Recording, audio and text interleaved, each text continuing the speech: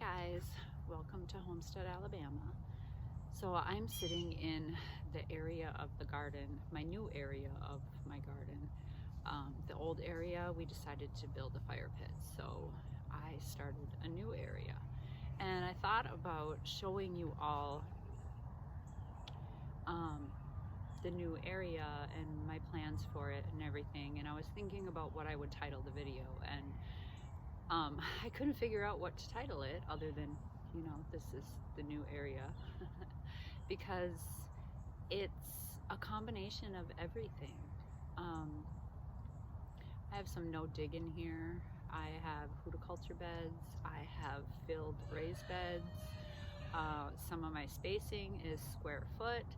So basically, when I garden, it's never one type of garden. And I think we're all like that. I think we all use square foot spacing from time to time. I think we all look for cheap ways to fill 15 2-foot garden beds, or ways to suppress weeds using no dig and throwing compost over everything with cardboard. And decided that I would just show you the garden, tell you how many different types I use. I feel like we all, when we first start out gardening, just do what comes natural to us. So for me, in nature, you look around and things just grow. Trees grow and there's grass all around it, and trees grow in the woods with mulch, and it didn't seem like such a complicated task to grow a garden, and I still don't think it is. But there's a lot of things that I did in the beginning that I had no idea was a name.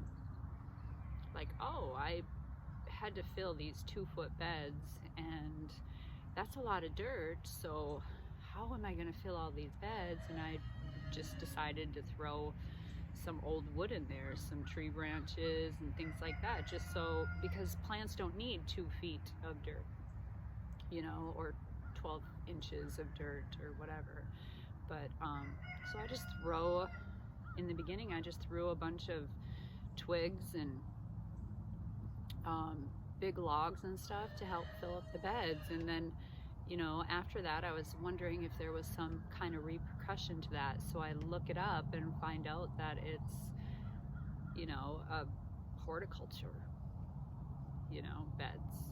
So like, oh, well, I just been doing this. I didn't know there was a name for it. And I think a lot of us do that. And I think it's interesting to see the different ways that everybody does that. So I get excited on YouTube when I see people do new things and things that are new to me. But so I just want to show you the garden today. It's a mess because it's a work in progress, and then I'll show you the old garden and what it looks like right now before we have it as a fire pit. We actually use the area as a fire pit, and then my husband's going to build a whole nice fire pit area there. So let's show you the garden. So that load of compost is just from our local compost place. It's 25 bucks for that whole thing. And I wasn't quite finished with the previous load, and so my husband just shoveled it off onto a tarp, and then he went and got another load for me because I begged him to get me a load every Saturday until after Christmas, because I want a lot of dirt.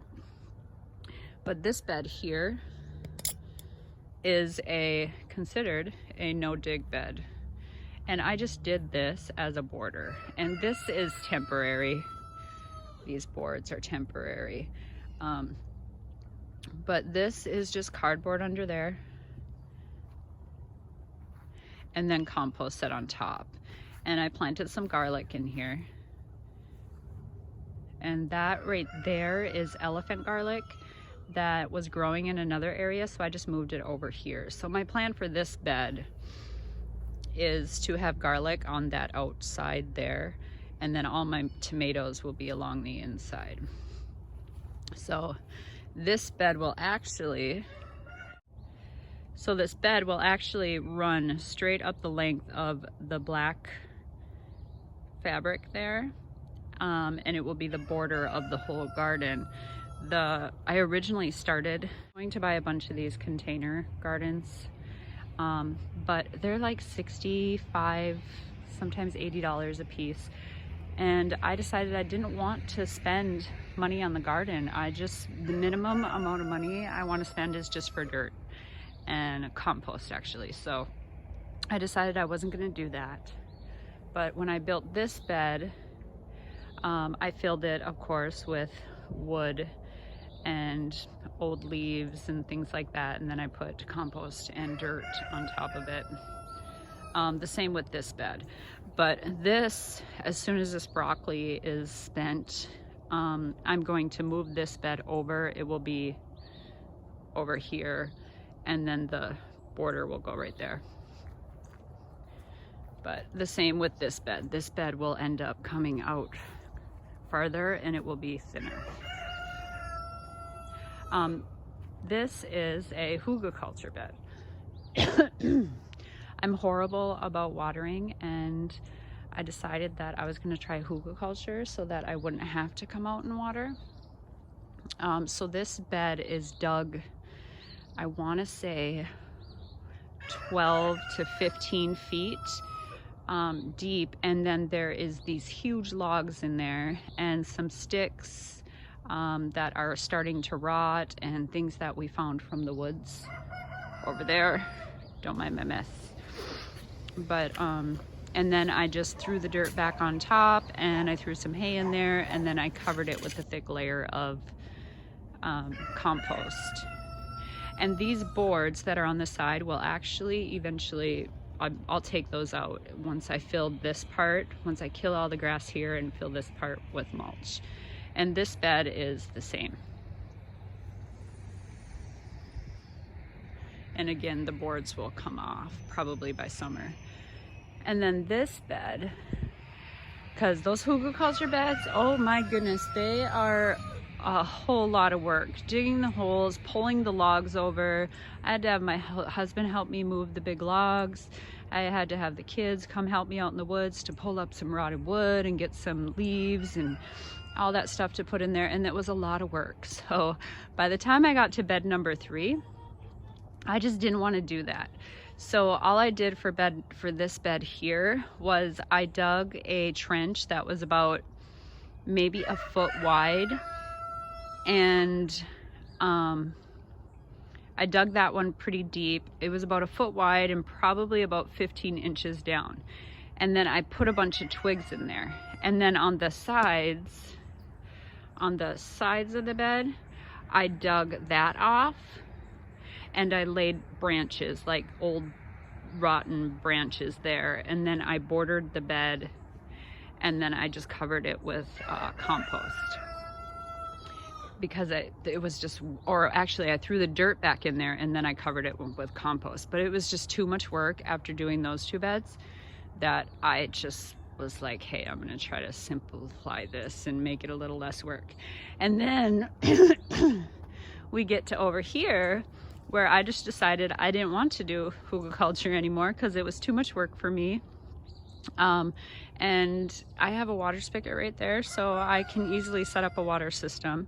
But I did want to try for the, feeding of the soil and all that stuff. But I decided to do no dig right here. So I basically just put down some cardboard, and I'm starting to throw some dirt in there. But there's the chickens. Can you guys say hi? And then this is going to be my compost bed. I just cut down some elephant ears. We had a whole bunch in the back, so I just threw those in there for now. And some of the dirt that I dug up is in there because it ended up being too much dirt. These piles would have been huge by the time I was done if I would have put all that dirt back in there, so I just threw it in there. I'm going to make another compost bin along this side that won't have that dirt in it, so it will actually be all compost. So if you look at this from the side area here, like I said, that edge there will go all the way across, here, and then it will come all the way down here. So, and then all my tomatoes and garlic and onions will all be planted along the edge. My plan is just to do some interplanting. I'll have flowers mixed with vegetables and all that stuff to make this a really pretty area. So, and then right there will be my arch that I grow. Like I like to grow my beans on the arch, and I might actually do flowers. I really love morning glories. I know they spread by seed really easily, so I'm debating whether or not I should do it, but I might. So this is the entry to the old garden. I still got some marigolds growing. There's still some beans. I'm not going to pick these, but those are asparagus beans. So I started taking the fence down in here. I had planted some celery and I just left it there, but it's alive. But so this is the area here that will end up being the fire pit, but I'm gonna take down the rest of this fence and get it all cleaned up so my husband can start building the fire pit. But here's my pepper plants, and it's cold, so they're dying, which is okay because I somehow ended up with like 10 of these cayenne pepper plants. And that's what happens when you buy from the stores and you don't plant your own seeds. But sometimes it's mislabeled.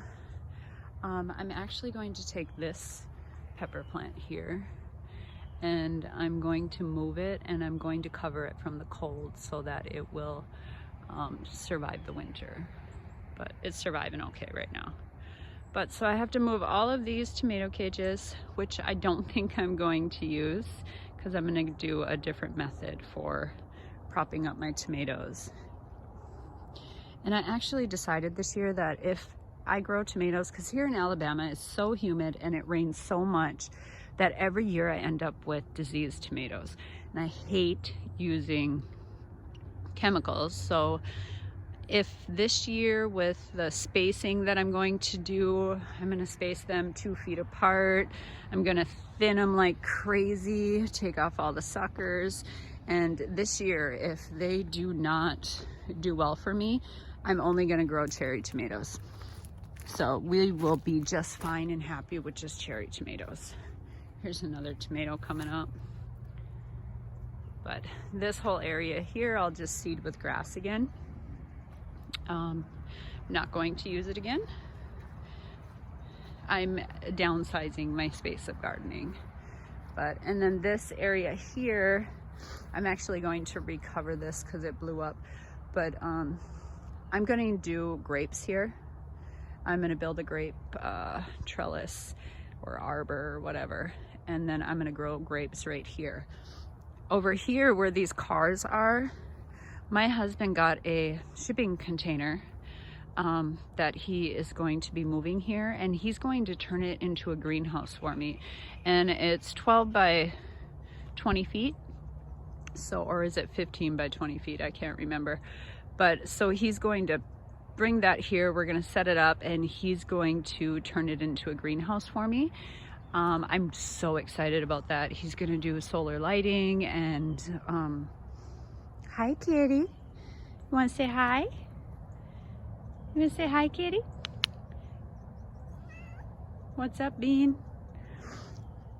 But so I'm really excited about that. I think this is a perfect spot for it because it will get enough sun. As you can see, it's pretty shady around here. So I'm going to show you some of the stuff that I've planted, and some of this stuff is like, I'm not even sure it will grow, but I've grown it in the winter before, but this year just seems colder. I don't know if anybody's noticed that in the south it's quite a bit colder. My hands are freezing. So this is all broccoli, and then in between the broccoli I planted some spinach, the little spinach seeds coming up there. But this broccoli is looking really great, really healthy. So I'm excited about that. This here is more broccoli, and I got some mustard. These are all radishes. This is my kale. I love my kale. And then over here, I direct sowed kohlrabi here. And then that is more kale. There's some spinach there. The tall or the bigger plants there, that's rutabaga. And that's kind of an experiment for me because they grew really leggy. And I don't know if they're going to create a very big bulb, but you can see it was just so leggy. So we'll see. And then in between them, I have some radishes. You can see the red ones over there. And then here I have some beets. And I believe this is lettuce. I have to thin it and everything, but I can't really remember what I planted there. To be honest, I should have labeled it. And these are all carrots. 3 rows of carrots here. I did plant peas on the other side, but they did not come up. So the seeds were really old, so I don't think they were viable. And then in this bed, I have peas. When I built the bed, I was thinking of cover crops, and I was like, you know, I don't want to do a cover crop and then have to deal with the whole cutting it up in the spring and stuff. So I figured I'll try to grow something here, and we'll just see if it will grow. It's pretty cold for, you know, it's only November, and come January it gets pretty cold here, so it can get down to what, 30, 20 degrees, whatever. So we'll see if these will grow, but everything else I ordered some covers, so I'll just, when it gets too cold, I'll just cover it up. But all these plants are pretty cold hardy. So that's it. I just wanted to show you guys the new garden, and look forward to some upcoming videos of it when it's all finished and looks pretty. I'm pretty excited about it. But thanks for watching. You guys have a great day.